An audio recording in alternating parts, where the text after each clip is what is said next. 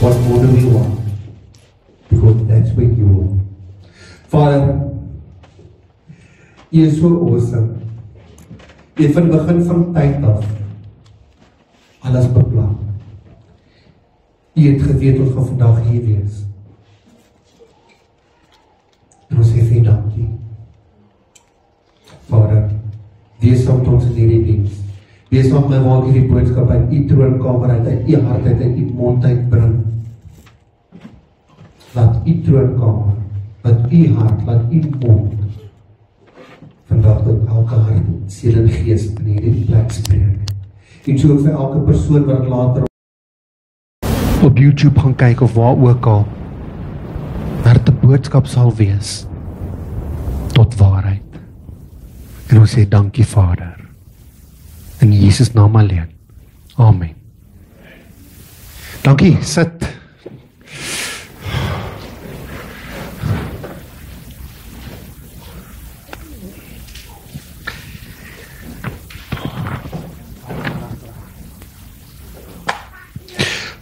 Oké, kom ons kyk, wat trek ons vandag?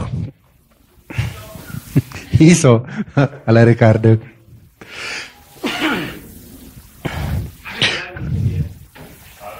Wie is ook blij om vandag hier te wees? Krijg je van jullie koud? Moet ons die fans aan zijn, dan doen we een paar fans ook hier voor.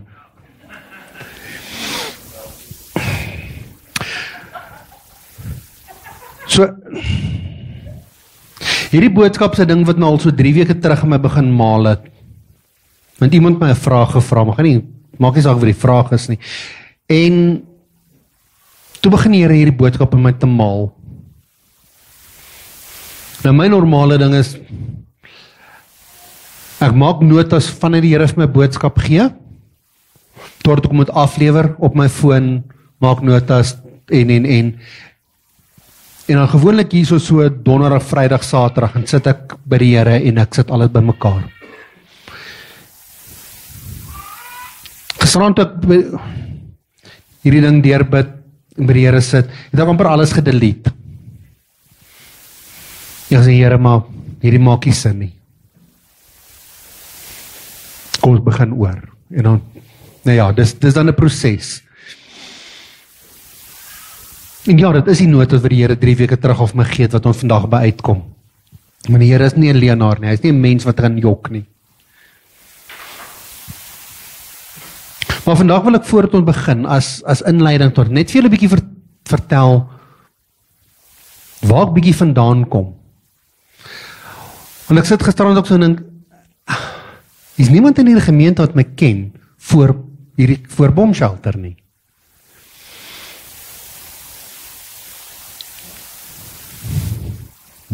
Die Here ken my meer as net dit. Die Here het my gaan haal waar ek was.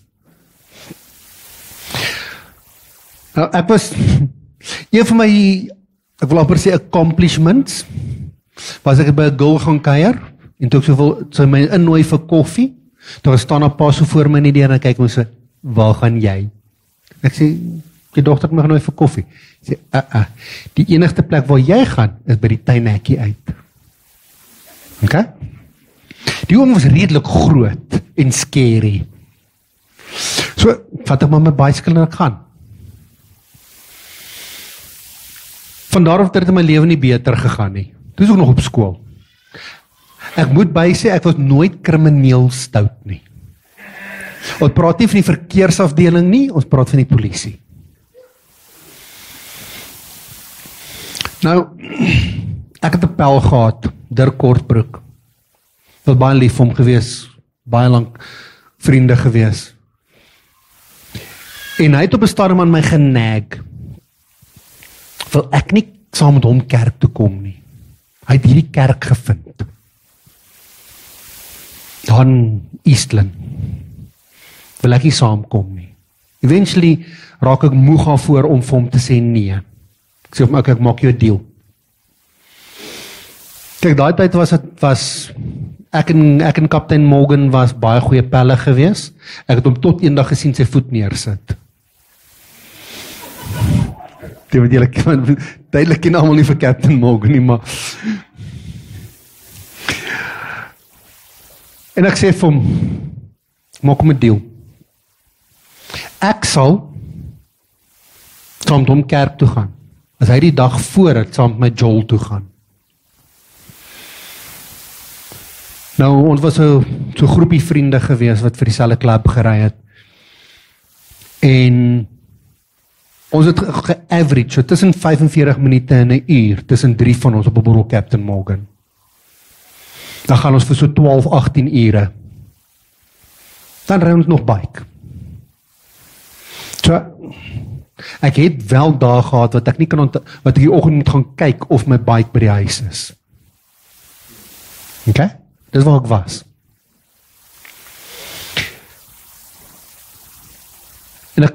En ek besluit, weet jy wat, ek is nie regtig lus vir kerk toe gaan nie, so, ons gaan Saterdag groot genoeg gaan, om Sondagoggend kerkmis te drink.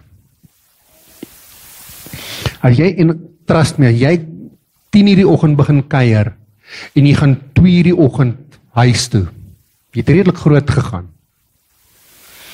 Maar, Dirk was getrou in sy woord, hy het 2:00 die oggend saam met ons nog gekuier. 6:00 bel hy my wakker, jy kom nog, nee. En as een ding wat ek in die lewe geleer het, is, daar was 'n tyd in my lewe gewees wat ek niks gehad het nie. Al wat ek oor gehad het, was my woord en my integriteit. Dit het ek nie eens die Here gehad nie. En ek het altyd gesê, my woord en my integriteit sal altyd bly staan. Ek sê, ons reg, op, ry nou maar vanaf van Centurion af, Eastland toe. So, legally was ek nog dronk. Jy minder as 4 ure geslaap het, met daai hoeveelheid alkohol in jou lyf, is jy legally nog dronk. En dan kom in hierdie kerk, na so klein pikante pastoortjie daarvoor, klein Koos.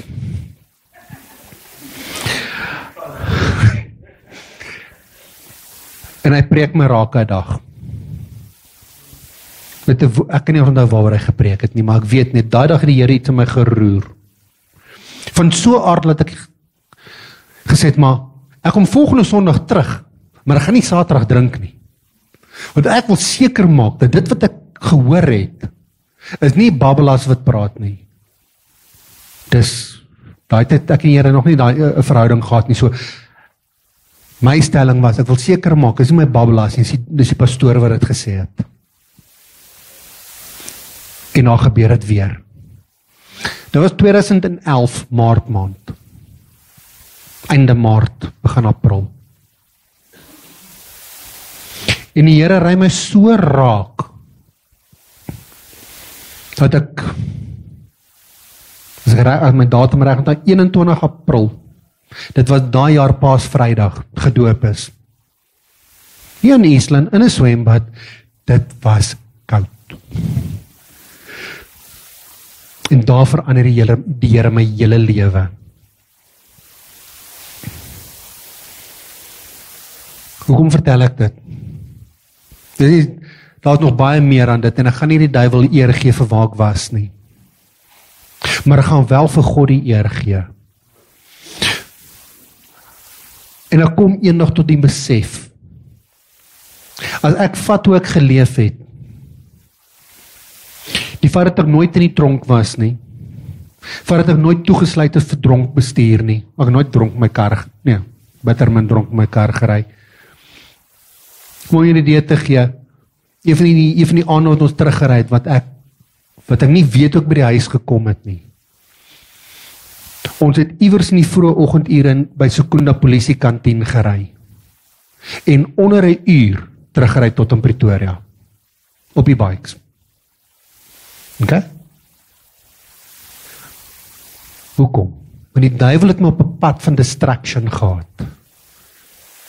En kyk hoe die Here my daai tyd beskerm. Ons het deur padblokkades gery, sonder nommerplate, dronk. Daar word nie gestop nie. Want die Here het ons beskerm. En vandag gee ek vir die Here alle eer daarvoor. Want toe ek vir hom kwaad was, toe ek niks met hom te doen wou gehad het nie, het hy my beskerm. Why? Because he has called me for a time like this. Maak het my special? Nee. As julle die wat my goed genoeg ken, weet ek nie eens veronderstel om 'n mic voor my mond te kan hou nie. Ek veronderstel om met mense te kan praat nie. But God changed everything. En so kan ek aangaan deur my hele lewe. En elke keer het ek gekom by die punt van but God. So hierdie week het ek 'n song gevind en ek wil net met hom luister. Hy het nie woorde by nie. Ek wil net met hom luister en gaan dink bietjie. Waar pas jy in hierdie song in? Dis 'n song van Joe Nestor. Nou, ek is redelik 'n fan van baie van sy musiek. Hy het 'n radikale manier van dinge sê. Ja, maar speel hom voort, dan luister jy bietjie, dan dink jy bietjie, waar pas jy in hierdie song? And then he saved me.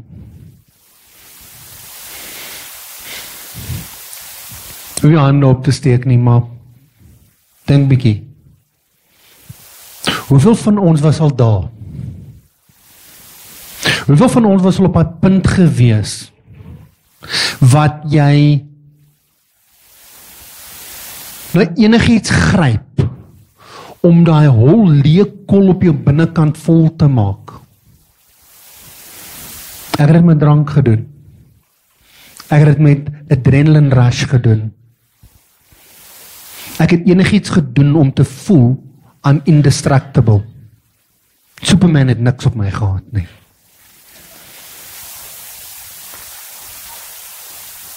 But then he saved me. Party mense gryp na pille, party mense gryp na dwelms. Party mense gryp na pornografie en prostitusie en vrouens en so kan ons aangaan. Ek het op 'n stadium tot gegryp na werk. Trust my, om 18 ure plus 'n dag te werk is maklik. Okay? Enige iets. Om daai holkol hier in jou binneste, wat jy wil verteer en vernietig, vol te maak. And then he saved me.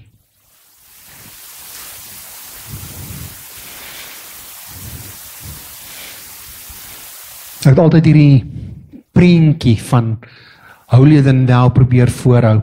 Het my Bybel, lê op my bedkassie, baie mooi. Iemand het eendag 'n grappie vertel van 'n Bybel wat vol stof was toe die dominee kon kuier, en van daar af maak ek altyd seker gemaak my Bybel is afgestof. Bybel moet tog net nie stof op hê nie, want dan neglect jy die Here. Maar het hom oopgemaak. Nee. Vandag is een van my kosbaarste goed in my lewe, my Bybel. Hoe my Bybel al lyk. Hy het al 'n paar kilos geloop. Hy het al 'n paar trane deur hom gehad.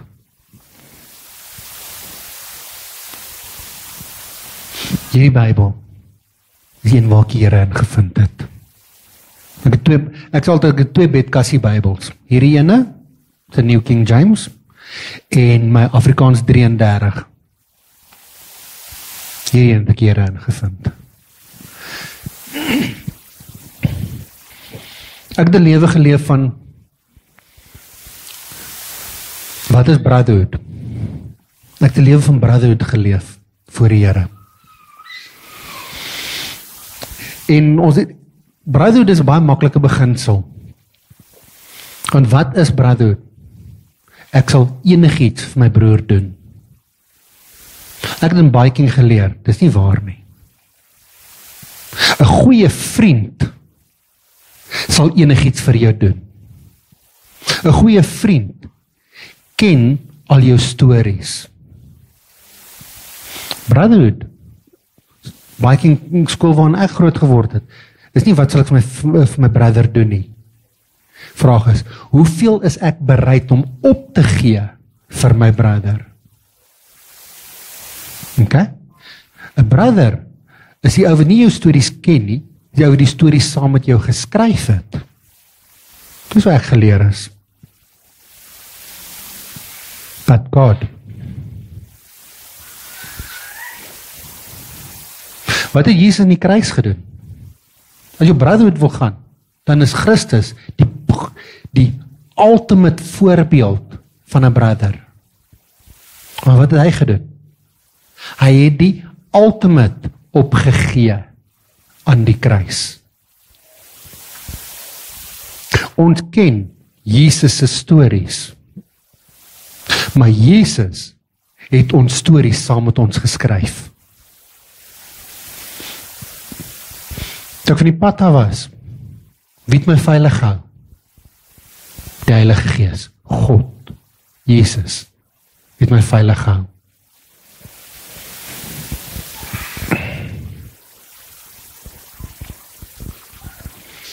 Dis moet ek sê, but God.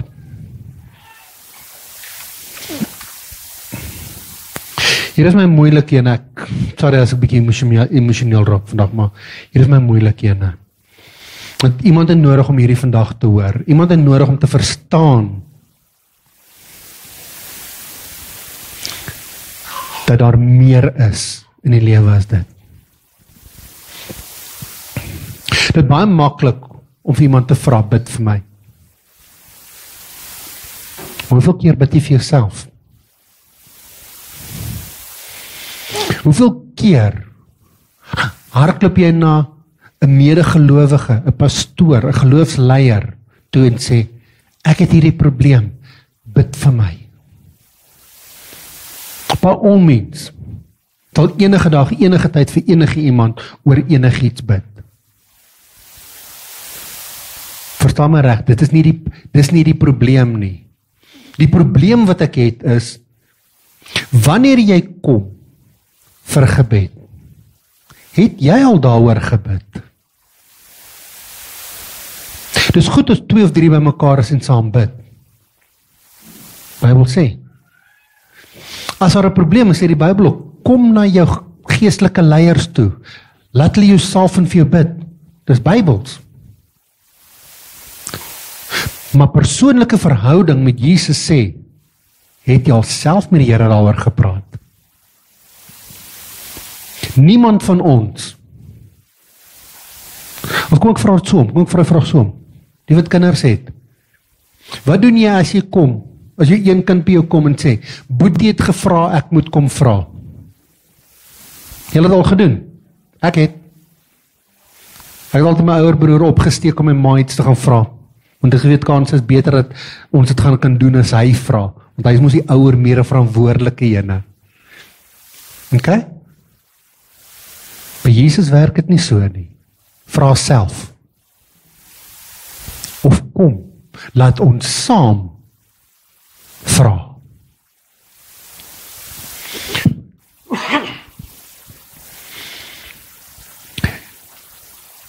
En die vraag kom toe met my op, en dis nou waar die vraag begin het, waar hierdie hele preek volgende begin het. Waarvoor lê jy jou lewe neer?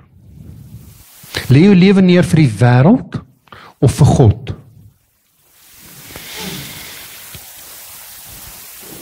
En ek vind dit 'n interessante verhaal. Kyk, ek persoonlik love die Ou Testament. Daar's 'n paar van die mense wat al 'n pad mee gestap het, dan vra hy my vrae in die Nuwe Testament uit, sê ek vir met hierdie beginsel in die Ou Testament gaan lees. Waar het God dit ge-establish? Exodus is een van my gunsteling boeke, maar hier is nie Exodus nie. Nou in 2 Konings 4 vers 29 tot 31. Ek gaan nie vir ons lees nie, ek sal vir ons die verhaal vertel, maar dit is eintlik 'n lang stuk. 'n Samaritaanse vrou het by Elisa gekom en gesê, my kind is dood. Hy moet help. Want toe Elisa by hulle aan huis gebly het by vorige geleentheid, kon sy nie kinders hê nie, en Elisa het haar geseën en gesalf en whatever, en toe het sy 'n kind gehad. Toe hierdie kind dood is, toe gaan sy terug na Elisa toe en sê vir hom, maar jy het. En Elisa stuur sy knegt Gehasie met Elisa se staf na die kind toe. Hy sê vir hom, maak jou jas vas, moenie stop nie, laat jy gaan. hardloop vooruit, gaan lê my staf op hierdie kind neer, ons is op pad. Nou as jy bietjie gaan kyk na die Joodse geskiedenis, of die Israelitiese geskiedenis van die Bybel, jy het 2 tipe stawwe gehad, een wat jy net mee loop, dis sommer net gewone kierie, maar dan het jy ook 'n staf gehad, wat jou geskiedenis opgehad het, daar was grafering op hom gewees, wat jou geskiedenis op het, jou covenants, jou beloftes, jou accomplishments, al daai was op hom gegrafeer gewees. Dit was jou, kom ons sê, jou geskiedenis, jou familiestamboom was daarop.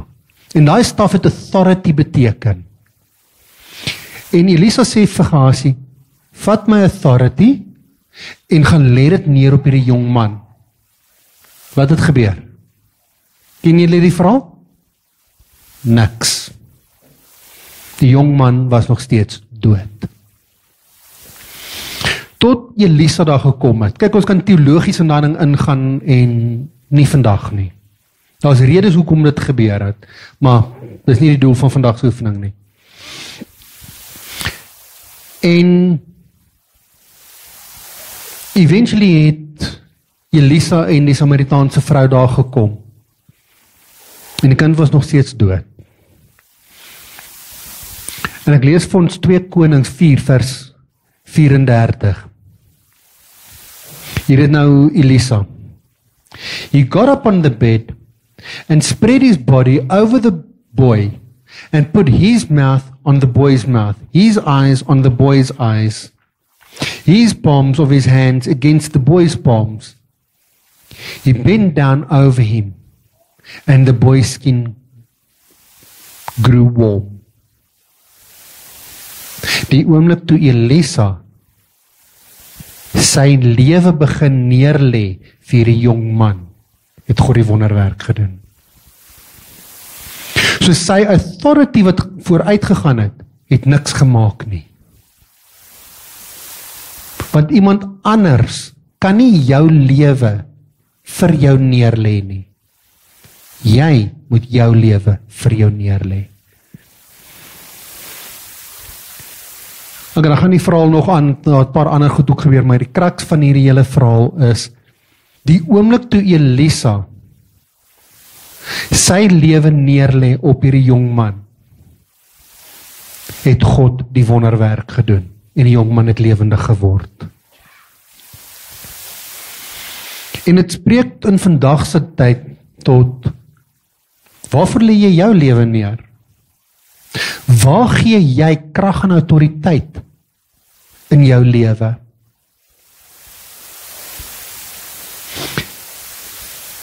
Is dit jou selfliefde? Is jy so lief vir jouself, laat jou refleksie in die spieël al vir jou begin waai? Ek het 'n vriendin gehad, en sy was, daar is die Engelse woord daarvoor is vain, vanity. Sy was so vain gewees oor haar appearance, sy kon nie verby 'n spieël loop nie. Sy het 'n spieël, het sy gestop, vir haarself gekyk, haar hare reggemaak, en dan sy aangestap. Okay? Maar toe was ons tieners, so tieners doen snaakse goed. Maar as jy so lief vir jouself, laat jy in daai kategorie val. Laat jou selfbeeld belangrik is as jou Godbeeld. Ander vraag. Trots. Is jy so trots? Trots is miskien nie die regte woord nie.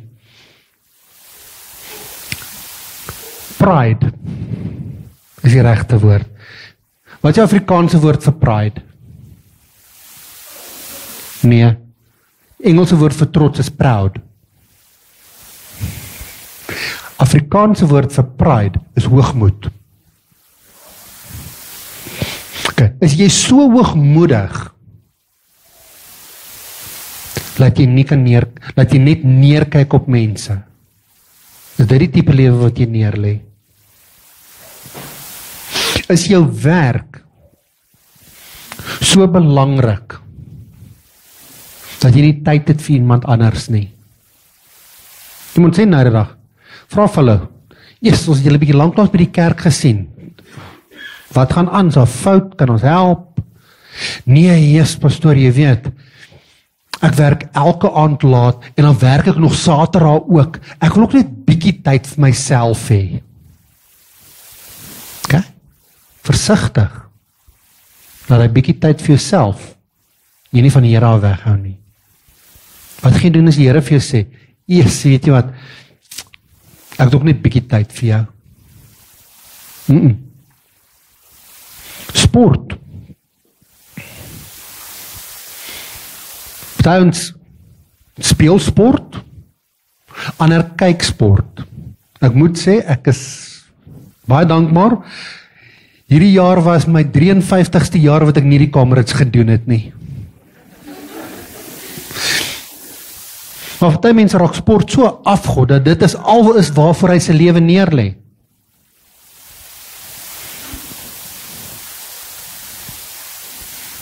Dan kan hy gaan en sê, maar jou gesin is tog belangrik, want die Here het my gesin vir my gegee.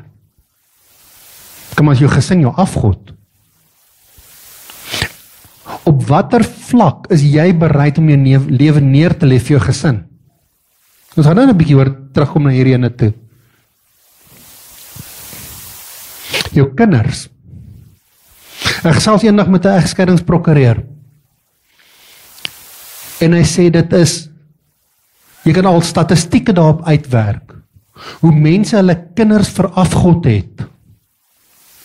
Dat die dag, kom vat 'n voorbeeld, en dis 'n werklike Suid-Afrikaanse voorbeeld, wat baie gebeur. Man en vrou trou, baie lief vir mekaar. Man doen goed in besigheid, vrou bly by die huis, maak kinders groot. Dis mos ideale Suid-Afrikaanse prentjie. 30 jaar later, het die kinders hulle eie huise.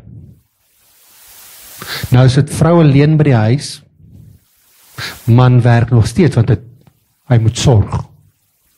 Daar's niks van die huwelik oor nie. En na 30 jaar skei hulle. Want toe kom hulle agter, hulle het niks om vir mekaar te sê nie. Okay? Maak jou kinders jou 'n afgod, of maak jy jou kinders 'n afgod? Wanneer word iets 'n afgod? Enige iets wat tussen jou en God staan, is 'n afgod. Of dit 'n mens, dier of 'n ding is. Daar's mense wat hulle diere 'n afgod maak. Ek kan nie kerk toe kom nie, ek moet my honde park toe vat op 'n Sondag, al wanneer daai park oop is. Okay? Gee diere vir jou pa staan voor God? Sorry. Waarvoor lê jou lewe neer? Daai is alles goed waarvoor jou lewe neer lê. Sorry.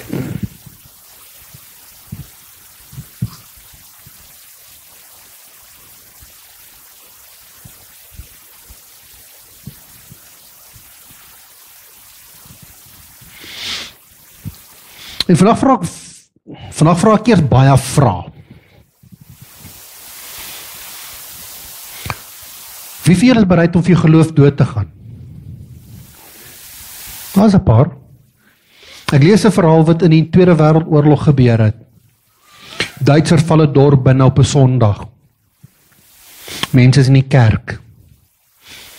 En 2 van die soldate storm by die kerk in, skop die deure oop, maak baie geraas en sê, almal wat nie vandag wil doodgaan vir sy geloof nie, het nou die geleentheid om te gaan. Helfte van die kerk staan op en stap uit. Hy 2 soldate maak die deure toe, sit 'n balk oor, niemand kom uit nie. En sê, goed, nou dat ons met die hypocrites gedeel het, kan ons aangaan met die diens. Okay? Maar dit kon so maklik anders omgegaan het. Hulle kon so maklik losgetrek het en almal doodgeskiet het. So wat is jou keuse? Waarvoor lê jou lewe neer? As iemand nou instorm en my doodskiet, Wat gaan gebeur? Ek maak my oë oop by die voete van Jesus. Ek is by die huis. Okay? Wat 'n verskil gaan dit aan my maak? Niks. Wat 'n verskil gaan dit aan my vrou maak? Baie. Okay? So nou is die volgende vraag. Is jy bereid om so vir Jesus te leef? Laat doodgaan nie 'n opsie, laat doodgaan nie saak maak nie. Is jy bereid om jou lewe neer te lê vir God en vir hom te leef elke dag? Want doodgaan vir hom is eintlik maklik.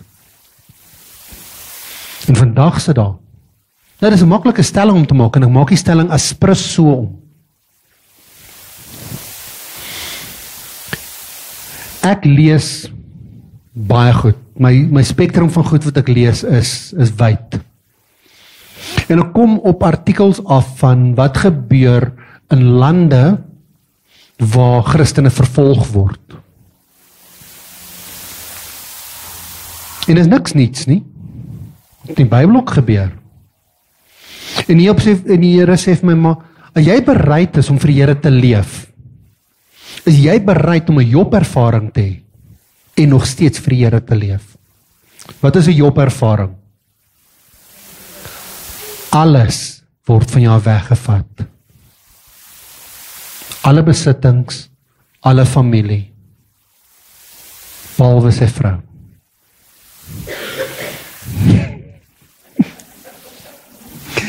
Daar is baie grappies oor daai ene, maar ja. Daar's 'n Bybelse rede hoekom die duiwel nie aan Job se vrou kon vat nie. Want God het gesê jy mag nie aan Job vat nie. Job en sy vrou was een. Okay? Die Here het nie gesê die duiwel kan nie Job se vrou gebruik nie. En sy was nie nagging vrou. Vloek God en gaan net dood. Was een van die goed wat sy vir hom aanbeveel het om te doen. Wat het Job gedoen? Hy het aangehou om sy lewe neer te lê vir God. As jy sê jy is bereid om vir Jesus te leef, is jy bereid om deur 'n Job-ervaring te gaan.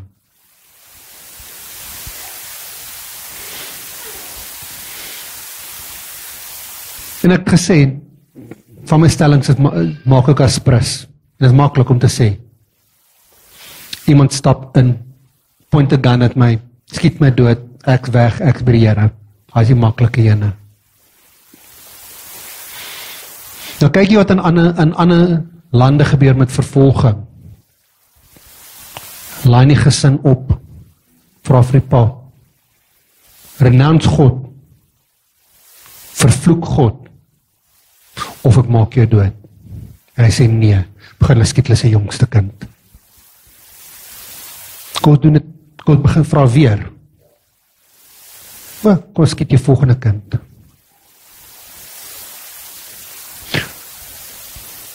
Hierdie klink hard en kras. En hier is waar die Here hierdie week met my was, veral met hierdie liedjie. And then he saved me. Christus het so alles op die kruis vir ons gegee. Dat, hoe kan ek anders? En hierdie week challenge die Here my met, as jy sê, hoe kan jy anders? Hoe ver is jy bereid om te gaan vir die evangelie? Hoe ver is jy bereid om te gaan vir Christus? Wat is jy bereid om te verloor vir jou brother wat in die kruis vir jou gesterf het? En ek sê nie dit met disrespek nie. Die Bybelse beginsel agter dit om te sê, Jesus is my brother wat in die kruis gesterf het, is God is my pa. Jesus, of God is Jesus se pa. Dit maak ons broers.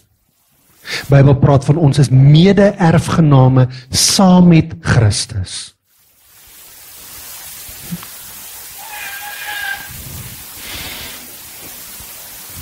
En ek gaan sit en ek redeneer met die Here. Ek weet, julle het seker nog nooit met die Here geredeneer nie. nog nooit met die Here gestry nie, nog nooit met die Here beklei nie. Ek dink ek het op 'n stadium in my slaapkamer 'n paadjie gestap, dat ek met die Here gestry en geredeneer en beklei het. En sê vir die Here, maar want die Here het my hard gepraat oor die prentjie van die familie, waar die pa die keuse moet maak. En ek sê vir die Here, maar, okay, wat as hierdie pa, om sy gesin te red, sê, hy verloon God en hy vloek God, en hulle kan ons nou gaan, hy kan gaan repent, en weer regmaak. Die Here vra my, okay, wat as, nadat hy dit gedoen het, hom doodskiet? Waar is hy dan? Dan sy hel toe.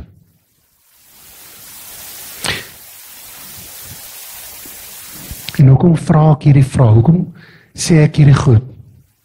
Want ons is besig om 'n tyd soos daai in te beweeg. Niks is gegarandeer vir môre nie.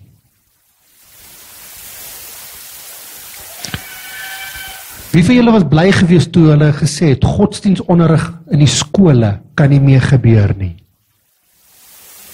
Niemand. Ek dink dit was 'n fantastiese ding. Ja.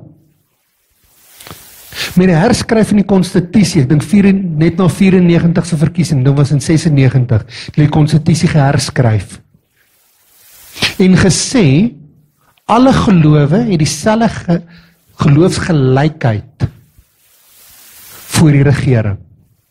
Julle weet dit. Okay? Ja, dit het Christendom uit skole uitgevat. Maar die feit dat hulle geloof uit skole uitgevat het ons kinders ook beskerm teen ander gelowe. Hoe gaan jy daaroor voel as jou kind by die huis kom en hier is nou my verbeelding nie, daar's dit in Orange County in Amerika gebeur. Kinders by die huis gekom. Pa, kyk hierdie oulike prentjie. Join the dots, how to draw a pentagram. How much fun it is to be a Satanist. Dit by hulle skole aangebied. Hoe jy voel jy kind by die huis kom daarmee? Of jy kind by die huis kom en vertel wat se interessante gode hulle geleer het van Boeddha, Allah en whatever anders. Hoe gaan jy dan daaroor voel? Daai het 'n definitiewe opinie daaroor.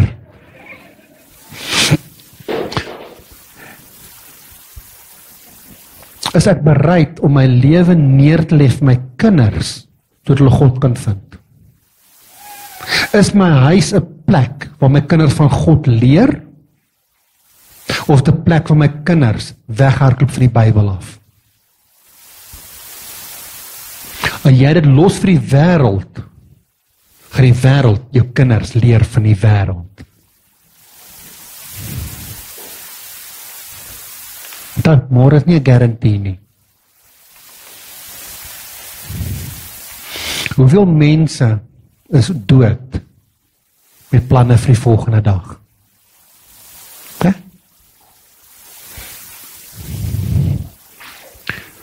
Most people die with a hope and an anticipation of tomorrow.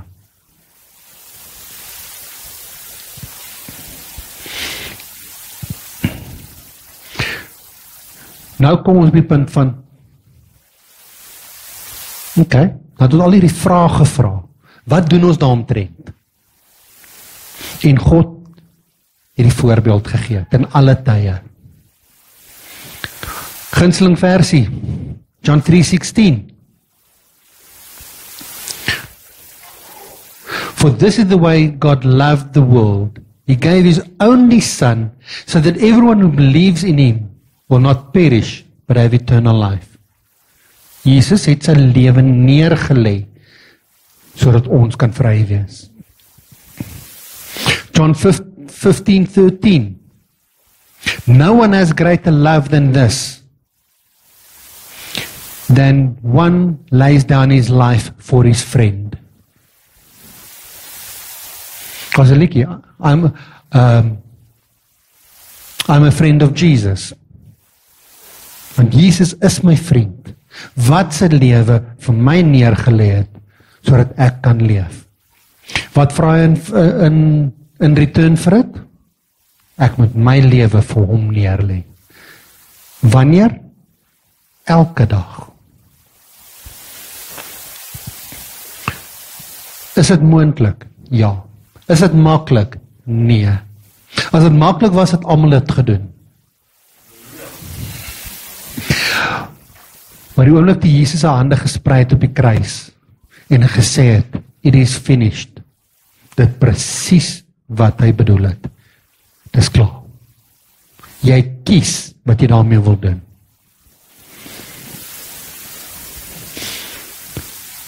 En dink ons laaste skrifgie vir vandag. Ja. Hiermee wil ek begin klaarmaak. Galasiërs 2 vers 20. Want almal ken hom. Nie meer ek wat lewe nie, maar Christus wat in my lewe. Okay? Het jy al die hele versie gaan lees? I have been crucified with Christ. Okay? So die oomblik toe Christus op die kruis gesterf het, was ek op sy gedagtes gewees. Die oomblik toe ek my hart vir Jesus gegee het, weens wat op die kruis gedoen het, was ek saam met hom op die kruis. En daar was net 3 kruise op Golgotha. En jy kies op wat een van die kruise is. Are you mocking God? Are you for God? Or are you with God? Daar is 'n verskil. Is jy vir Christus of is jy saam met Christus? And it is no longer I who live, but Christ lives in me. Okay?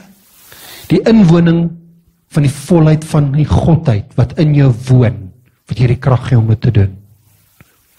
So the life I now live in the body, I live because of the faithfulness of the Son of God, who loved me and gave himself for me. Ek wil baie vinnig my versie so kort weergawe te quote. Maar daar is soveel diepte in hierdie vers. I live because of the faithfulness of the Son of God, who loved me and gave himself for me. Wat dink julle sou gebeur het as Jesus op die kruis gesê het, ek is klaar, ek wil af. As Jesus moed opgegee het op die kruis. Die in teorie sê, as die oomblik as dit sou gebeur het, sou 'n volle hemelse engele weermag afgekom het om hom te kom haal. En dan was dit verby. En Jesus het die keuse gehad of hy dit wil doen of nie.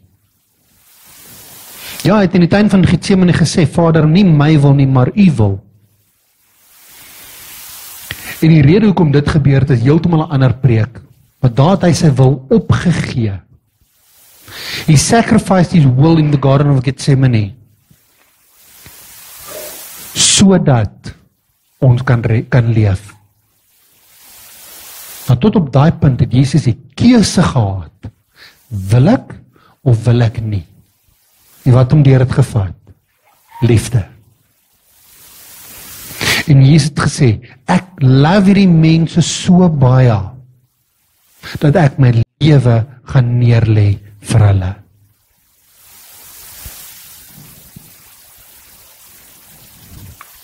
Dink volgende week, iewers in die volgende paar dae, is dit hemelvaart.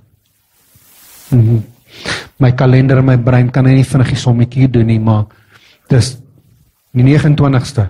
Okay. Dit klink about reg. Dan is dit hemelvaart. Hoekom is hemelvaart belangrik? Want Jesus moes opvaar na die Vader toe, sodat hy die Heilige Gees 10 dae later kan afstuur, om in ons te kom woon, sodat ons ten volle vir Christus kan leef, volle vir die Vader kan leef, deur die krag van die Heilige Gees. Nou dit is baie vandag. Kom ons wrap op. Ek bring dit al by mekaar.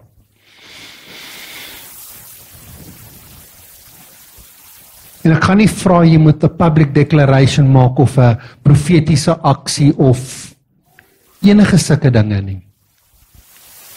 My vraag vandag vir elkeen is, en dis die vraag wat ek myself moes vra toe ek hier voorberei het. Hier is die vraag wat my gisterand in trane gehad het agter my rekenaar. Waarvoor lê jy jou lewe neer? Daar's net twee kragte in die wêreld. God and the devil. As dit nie die een is nie, is dit die ander een. Okay? Wanneer ek iets doen, wie kry glory? Wanneer ek by die werk is, en ek besig om te werk, wie kry glory? As ek op my kollega vloek en skree, as ek op 'n werknemer vloek en skree, as ek my baas sleg sê agter sy rug, jy kan dit voor hom ook doen, dis net nie goed vir jou employment nie. Wie kry die eer? Want dit is daar waar jou lewe neer lê. Daar's 'n paar plekke in die Bybel wat God sê, sy naam is I am. En wanneer jy in jou eie lewe besig is, en jy sê I am, dan sê jy eintlik God in my is. So as jy sê I am stupid, wat sê jy? God in my is stupid. As jy sê I am incapable, dan sê jy God in my kan dit nie doen nie. Okay? En wat is die spin-off van dit? Elke keer wat jy sê God kan nie, beteken dit, daar's 'n gap wat jy sê die duiwel kan. Okay? Okay, kos andersins, daai is nog 'n preek. Ons gaan nie vandag daar begin nie.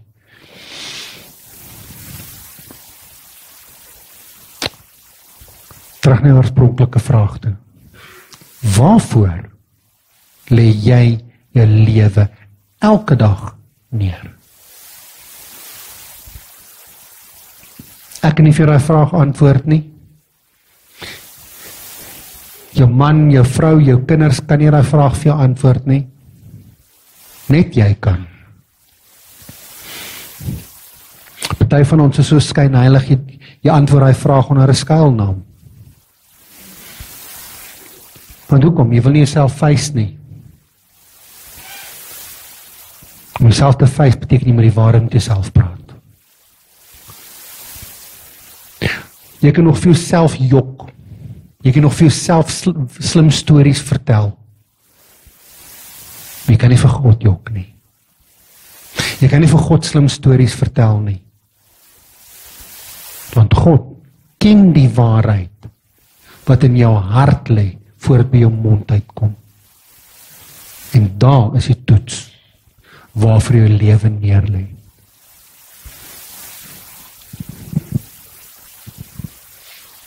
Kom sluit af. Magtige God, Abba Vader, Dad, U wat so getrou is, elke dag. U wat hierdie aarde in stand hou, net met 'n blik van die oog. U wat ons elkeen asem gee. U wat nader aan ons is as my volgende asemteug. Dankie, Dad. Vader, mag ons elkeen die realization, die openbaring hê van wie U is in ons lewens.